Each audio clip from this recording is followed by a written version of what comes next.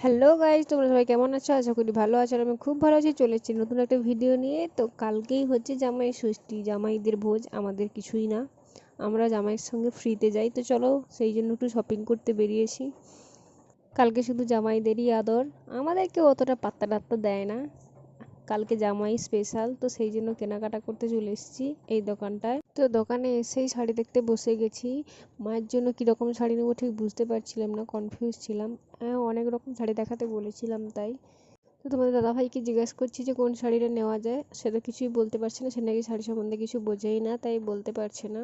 তো আমাকেই নিতে হবে। তো আমি কনফিউজ ছিলাম যে কোনটা নেওয়া যায়। এখানে সব রকম শাড়ি দেখাচ্ছিল, কিন্তু ভাইরে ভাই, শাড়িগুলোর যা দাম বলছিল না, ওই দামে আমার 2-3টে ড্রেস হয়ে যেত। জামাই ষষ্ঠী স্পেশাল শাড়ির দাম, কিন্তু কি করার, এক বছরে একবারই ওকেশন আসে, দিতে তো হবেই। তো দেখো ফাইনালি কোনটা নিলাম, তোমাদের শেষ ভিডিও দেখাবো। ভিডিও কেমন লাগলো অবশ্যই জানাবে।